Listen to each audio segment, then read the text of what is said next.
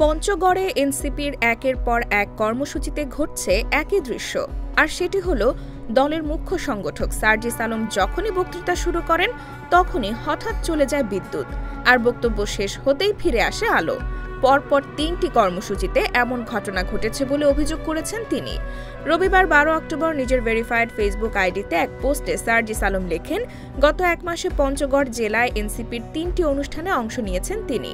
প্রতিবারই বক্তৃতা শুরুর ১-২ মিনিটের মধ্যেই চলে গেছে বিদ্যুৎ, আর বক্তব্য শেষ হতেই এসেছে আলো।